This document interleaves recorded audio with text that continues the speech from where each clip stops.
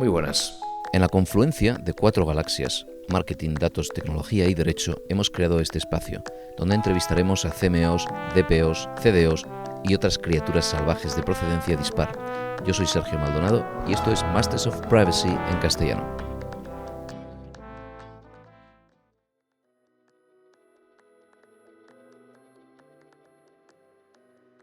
Hoy tenemos a Paco Roldán, que es Data Platforms Lead en Accenture Song, ingeniero de formación, convertido al mundo de marketing por pasión personal, y se ha especializado en el desarrollo de estrategias de tecnología de marketing, o Marketing Technology, MarTech, como se dice a veces, que ayuden a las marcas a convertir el acceso y la explotación de los datos en una ventaja competitiva.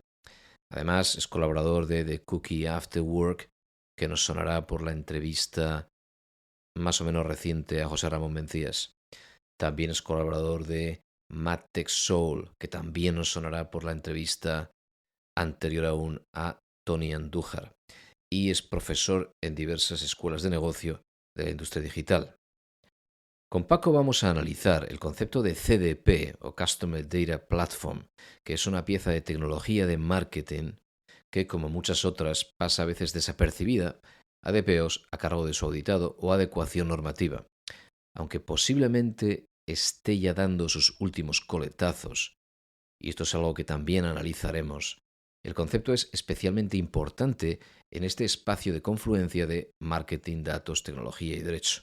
Al fin y al cabo, se aspira a convertirlo en el centro neurálgico de tratamiento de datos destinados a su aprovechamiento exterior y, en la mayor parte de los casos, consiste en un servicio nube ofrecido por empresas estadounidenses.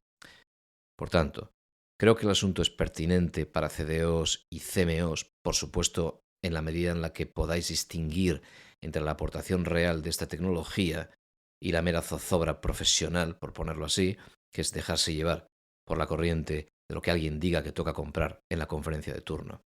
Y es pertinente, como he dicho, para quienes tenéis que evaluar el propósito real del tratamiento y la relación con el encargado de dicho tratamiento, que además será similar a la que presentan otras tecnologías a las que haremos referencia. Lo cual se suma a un abanico creciente de plataformas que tenemos anidadas en nuestros activos digitales por necesidad o por capricho de diversos departamentos o agencias externas y que con frecuencia no tenemos siquiera en el radar. E introduzco aquí la cuña publicitaria de que para eso está nuestro ePrivacy Stress Test en Privacy Cloud, que aflora flujos de datos y cadenas de custodia cuando todavía estamos a tiempo para introducir las salvaguardas adecuadas. Y con esta inserción, vamos a por el tema.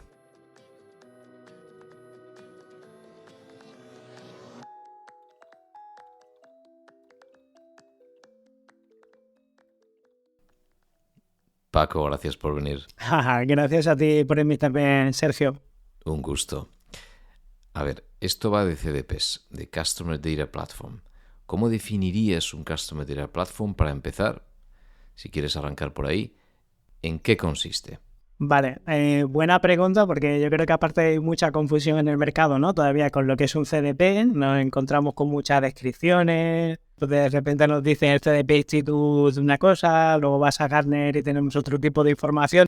Entonces, cuando hablamos de CDP hay que entenderlo como una plataforma de datos que lo que intenta es aunar diferentes fuentes para tener el perfil de cliente y que esto sea estimable.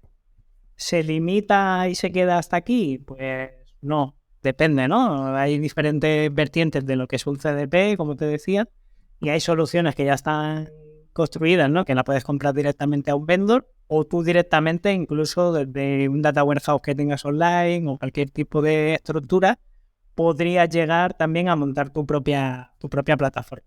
Entonces, ¿viene la gente al CDP o se contrata principalmente por esas nuevas capacidades de traer de input y output, de traer todas estas fuentes dispersas a un sitio centralizado y luego desde ahí llevarlo al mundo de la activación, por tanto a la captación de nuevos clientes, lo que se llama activación, que es esto, ¿no? Que es compra de medios, etcétera, sobre la base de los clientes que ya tienes?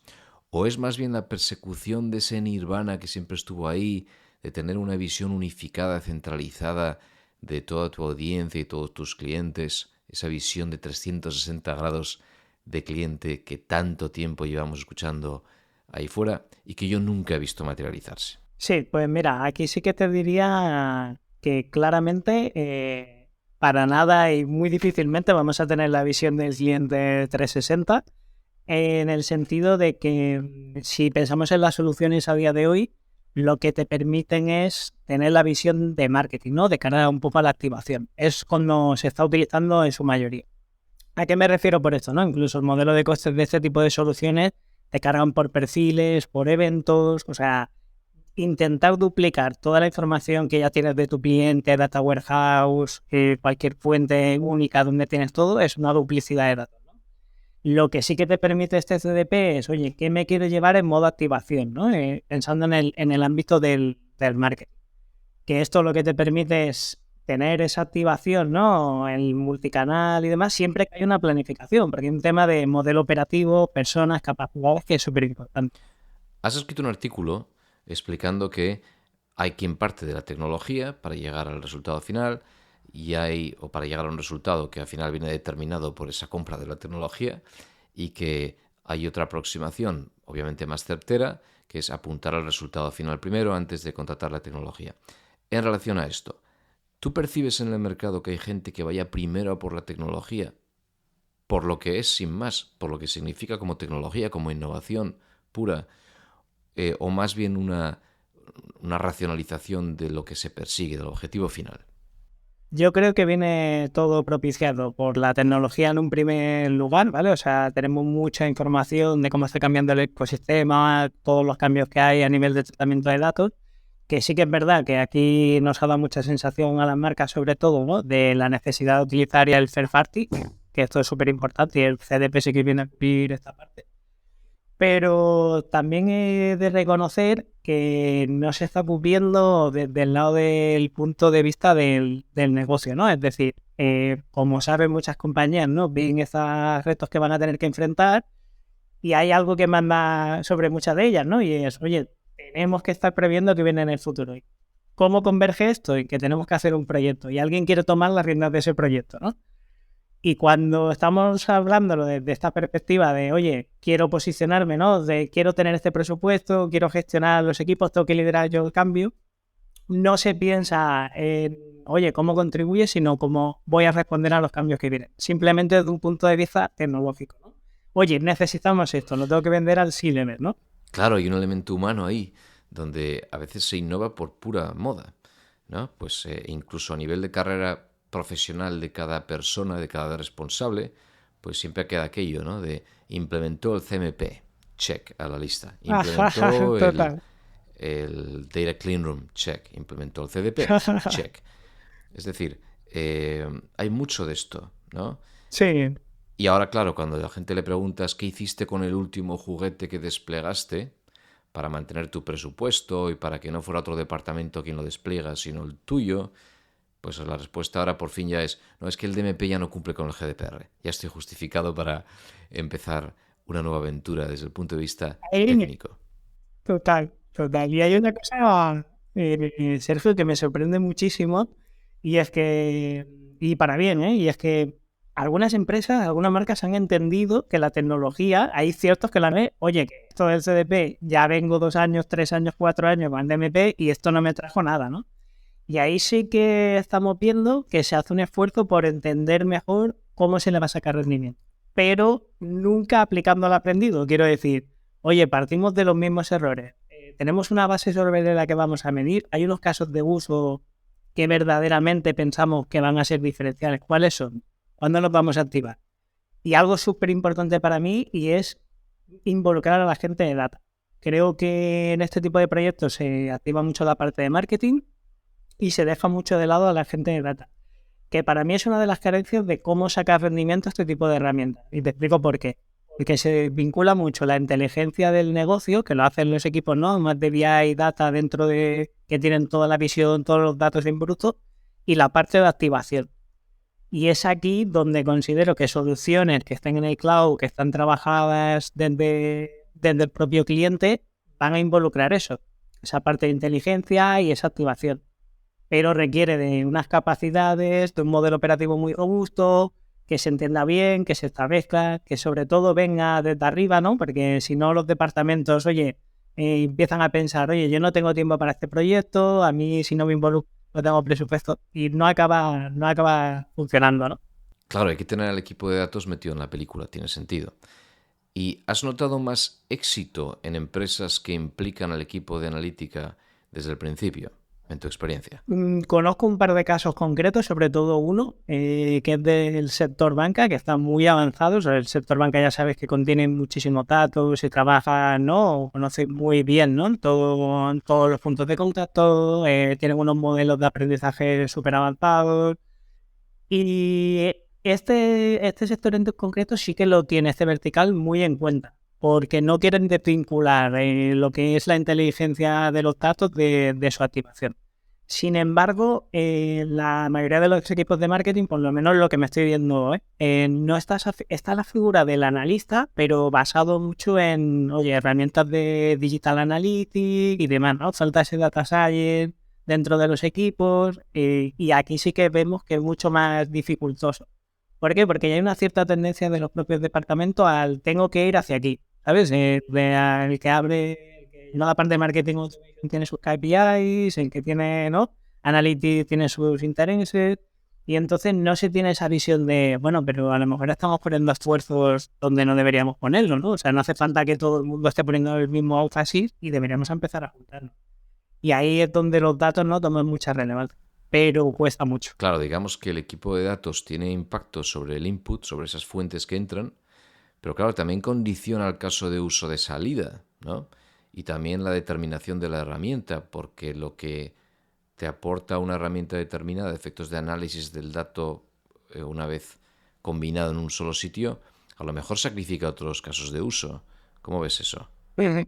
Totalmente, porque de hecho la mayoría de soluciones del mercado, igual que hablamos de la parte, ¿no? De diagnóstico, tratamiento, real time, etc., ¿no? Hay una parte que tienen en cons, para mí la mayoría de ellos, y es el análisis del dato, por la misma definición que te decía antes, ¿no? O sea, el modelo de costes que te dicen o que te establecen es por volumen de datos, entonces se acota mucho la parte de marketing. ¿Por qué? Porque dices, no voy a cargar otra vez otro sistema que ya tengo el mío con todo y demás, ¿no? Y de ahí un poco, que ya vi hace recientemente poco, ¿no? Que hice el artículo este también del Modern Customer Data Stack. Justo, claro. Una cosa que queremos hacer también, o entiendo que todo el mundo quiere hacer, es evitar redundancias, Ujú. evitar costes derivados de la redundancia. Ahora se habla mucho de dark data. Tenía por aquí, hay un estudio ahí que ha salido de estos de Seagate que dice que hasta el 68% de los datos que se recaban son dark, lo llaman dark data, dato que tienes pero que no usas para nada. Que esto es muy familiar. Entonces, y ahora de repente esto, por fin, trayéndolo al redil de protección de datos y de compliance y de alinear todos los intereses, claro, nos encontramos ahora con que si tienes demasiado dato, acumulas demasiado riesgo innecesario, no sabes cuál es el periodo de retención, porque precisamente si acumulas tanto es que probablemente no ha habido un periodo de retención muy claro. Y ahora vamos a racionalizar. Y bueno, y al final es verdad que mucha gente ha venido al CDP por esto, ¿no?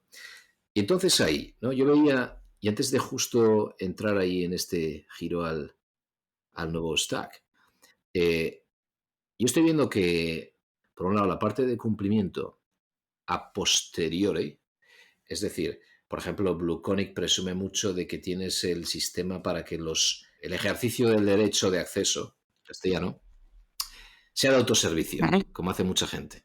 De forma que el cliente puede llegar ahí, como mucho plugin que hay para Salesforce y tal. Entonces tú puedes llegar ahí y haces un ejercicio de acceso en BlueConic sobre todo lo que tiene el cliente de BlueConic. Pero eso es a posteriori y eso mucha gente ha montado parches después sobre los APIs o lo que sea para ejercitar y para no molestar ahí a la DPO y machacar a la gente con Exacto. peticiones de estas. Pero a priori sí que hay una cosa que me interesa mucho, que es la base legal para el recabado cuando vas a estar haciendo una deduplicación de audiencias. Y el otro día, ya también acabo con la pregunta, la semana pasada estaba entrevistando a esta mujer, a Nicola Nuit, de Infosam, Direct Clean Room, Sí. y Y íbamos para adelante y para atrás con el tema de la base legal, ¿no? De, oye, ¿cuándo es interés legítimo? ¿Cuándo es consentimiento? ¿Sabes? ¿Cuándo tal? Claro, aquí tú ves a gente, si te suena, porque ella era la DPO. Total. Entonces, si te suena, tú ves a la gente apoyándose en el consentimiento original a través del CM, del gestor de consentimiento, del faldón de consentimiento para ello, o ves a gente intentando apoyarse en la base legal original. ¿Te suena por dónde van los tiros con el consentimiento? Sí, sí, sí, sí. Totalmente. Y de hecho es una cosa que preocupa mucho a los clientes. O sea, hay mucha conciencia sobre ello. Y es más, se tiende siempre a traerse esa parte de consentimientos de la fuente de origen. Y lo que sí que estamos viendo que hay una larga tendencia de cada vez más a moverse de lo que sería el faldón de cookies, ¿no? A los PMPs, ¿no? Que ahí tenemos la gestión y visión del cliente, en qué canales puede contactarles, en qué no. Y esto es justamente un gran hueco que hay en el mercado. Y esto, por ejemplo, lo comento mucho con algún compañero, Alberto y Domi, que tenemos pero conversaciones a lo grande con esto, ¿no? De cómo vamos a cubrir este hueco, ¿no? Directamente en la parte legal.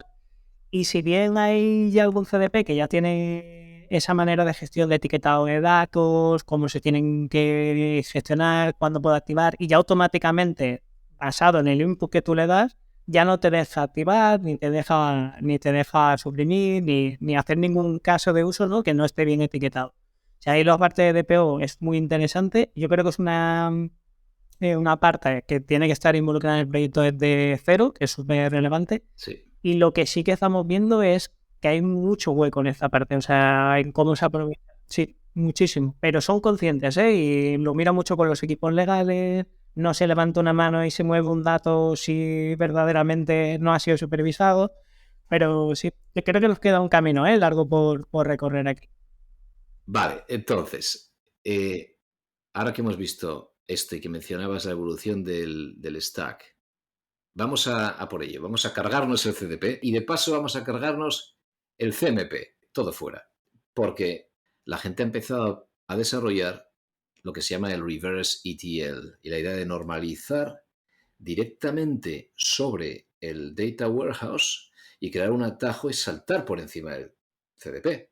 Y dijeron, es que ahora los nuevos data warehouse te montas encima de Snowflake, que la gente está haciendo, o Databricks, te montas encima de las nuevas plataformas y la gente está desarrollando sistemas de activación directa. Totalmente. Y si esta idea de que, y lo llama ya Data Activation Platform, escoger estirpar uno de los usos del CDP, arrancarle algo que era uno de los puntos fuertes de venta e incrustarlo directamente al punto donde ya tienes todo, ¿no? Sí, sí, sí. Claro, si esto es así y seguimos avanzando hacia, por un lado, activación directa, que es un dilema largo por todo lo de consentimientos y demás, y canales y medios.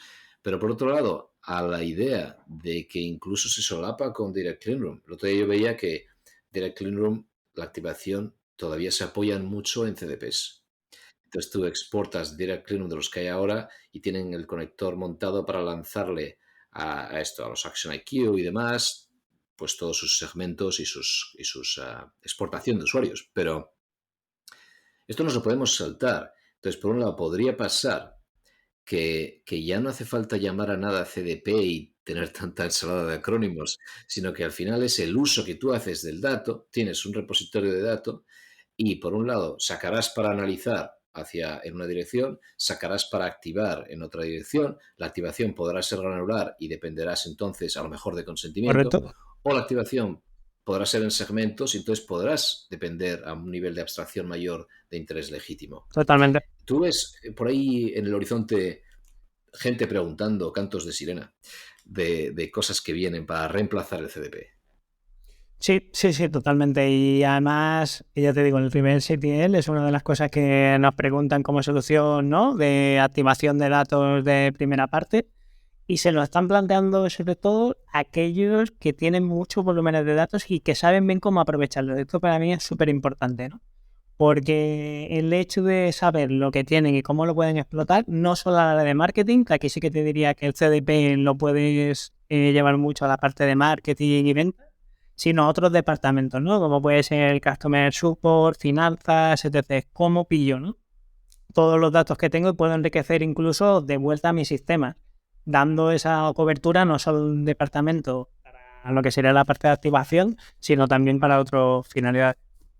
De ahí matamos dos pájaros de un tiro, porque por un lado, ya al quitar el FOMO y la necesidad de contratar algo porque te falta el acrónimo en la colección de cromos, Total. si al final todo se baja al análisis frío de lo que necesitas de verdad y es el uso que determina el despliegue, pues a lo mejor lo racionalizamos. Con lo cual me lleva a la última pregunta que te quería. El otro día salió este DHH, el de Basecamp y Hey y todo esto, que siempre está como le gusta llevar la contraria, ¿no? Hizo una comparativa y dijo, las empresas de software en nube gastamos tantísimo dinero en Amazon y puso sus costes ahí, ¡plá!, en AWS y tal, que al final tiene sentido llevárnoslo a casa porque gano dinero si me lo monto yo en mi data center. Y lo ha empezado a hacer. Pero claro, yo pensaba, ostras, entonces ahora si esto es así, también pensaba que esto es lo que está provocando lo otro. Es decir, que la comoditización, claro, si tú estás viendo que el coste de la nube es tan altísimo y ellos están viendo que tú te podrías ir mañana porque se comoditiza la parte de hardware y de data Totalmente. center y demás, y tú puedes montar un data center y encima hay un empuje regulatorio para estar en casa, estar en Europa, los europeos, en Asia, ¿no?, por todo el tema de transferencia internacional de Sí, datos. sí. Claro, si la gente lo hace, la nube tiene que seguir corriendo hacia adelante, es decir, vale, tú te irás, pero todos estos módulos que yo te doy precocinados los pierdes. Y han conseguido tener el Machine Learning as a Service de Plug and Play, que no lo tienes en el prestador local en tu Totalmente. barrio, y han conseguido meter piezas. Y un ejemplo es precisamente lo que decíamos antes, que es, ¿por qué dice la gente de los Data Warehouse que tú ahora puedes saltar por encima del CDP? Porque te puedes construir, como tú decías antes, un do-it-yourself de un CDP, porque los módulos que antes nunca estuvieron disponibles, porque la base estaba muy cruda, ahora Ahora todo los tienes disponibles. claro, está todo muy precocinado. Ahora es como que vas al supermercado, ya te estás cogiendo la pasta Y yo una fresca y cosa, esto es, ¿sabes? Entonces ya todas estas piezas están tan preparadas y ellos están muy motivados para tenerlas preparadas, porque si no todos nos vamos a montar un data center. Con lo cual, total. hay esa especie de movimiento en paralelo. Por un lado, yo me lo llevo si sé lo que quiero. Por otro lado, estoy sacrificando que pierdo todos los precocinados. Ahora en Azure vas a tener tu OpenAI API, lo mismo equivalente en Google Cloud, igual que soluciones de privacidad, de privacy budget que tienes ya en Google Cloud Platform, que las perderías si te Correcto. vas. Con lo cual, hay como esos dos movimientos. Por un lado, hay gente que querrá montarse esto en casa, y hablabas de servicios financieros, y en España sé que todavía hay mucho en casa. Primero por la naturaleza del riesgo asociado, por ese histórico, por tanto habrá una motivación adicional para montar cosas en casa, pero entonces ya no podrán emular algo así o algo tan sofisticado como un CDP. ¿Cómo ves eso? De hecho, hay algunos, ¿no?, del sector bancario que ya están planteándose este Journey to Cloud, ¿no? Decimos, tenemos mucho y, oye, tenemos mucho hecho, hay mucho, estamos viendo que al final todas las aplicaciones están corriendo en la nube. Me estoy hablando de términos de latencia, de cómo puedo explotar el dato, cómo facilito también a mis equipos, ¿no? Cómo le pongo herramientas a que se puedan trabajar sobre ellos, ¿no? Over the top, como estabas comentando tú. Y es uno de los grandes caminos que también se están considerando. Aquí sí que es verdad que cuando estamos hablando de montártelo, tu solución y demás, tienes que tener en cuenta también temas de escalabilidad, si tienes las capacidades, los costes que esto implica, es decir, todos los proyectos, ¿no?, que tienes dentro de una casa, porque al final tienes que mover muchas piezas, hay mucha sensibilidad, ¿no? Oye, ¿cómo mantenemos ese momento del BAU, ¿no?, de las operaciones actuales y esa transición, cómo lo gestionamos, ¿no? Que es un tema importante, que normalmente lo vas a paralelizar, ¿no? Vas a hacer todo eso y por el otro lado estás teniendo los costes recurrentes. O sea, hay una inversión también seria de ese lado. Claro, pero ese proyecto es bonito.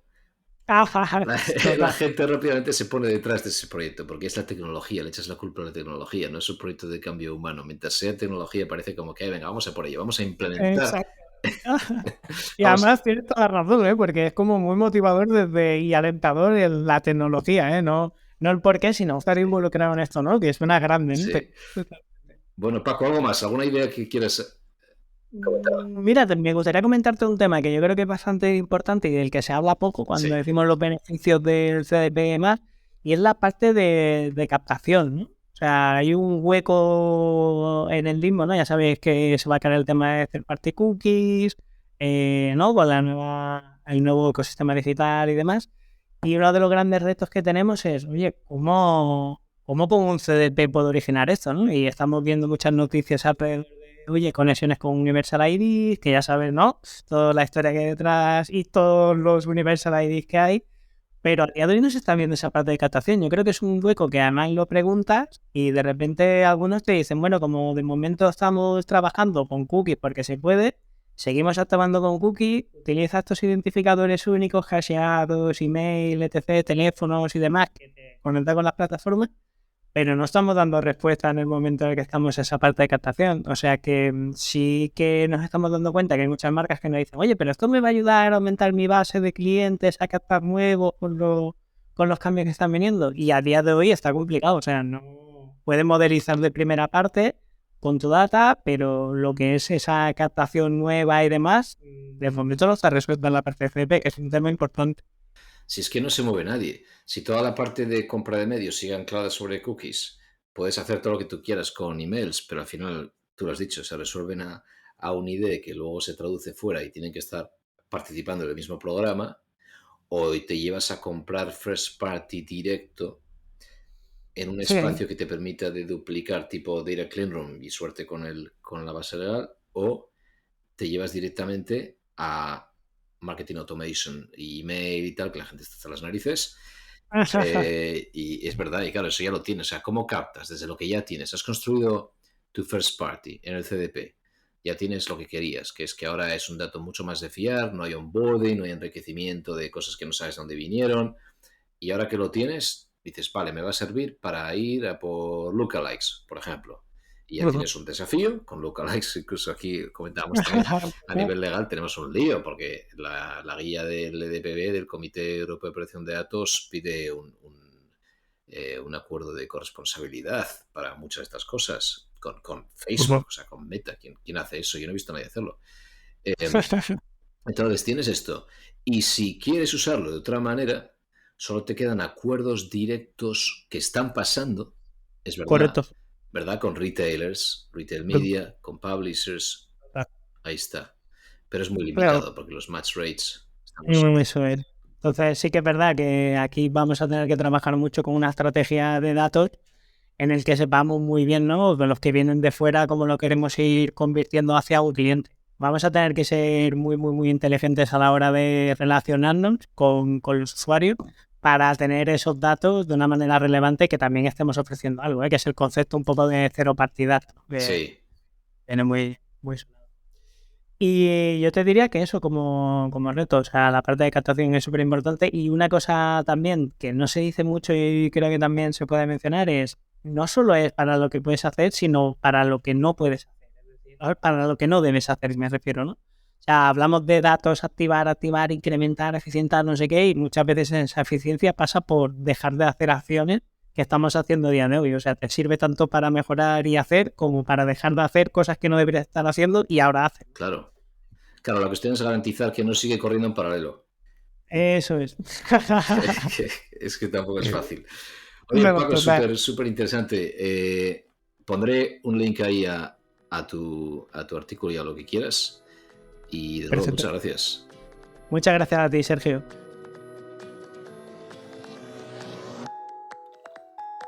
Hasta aquí hemos llegado. Hoy puedes consultar las notas del episodio en mastersofprivacy.com y si te apetece puedes seguirnos en LinkedIn o en Twitter, puedes enviarnos sugerencias para futuras entrevistas o temas y todo ello bienvenido. Gracias y hasta la próxima.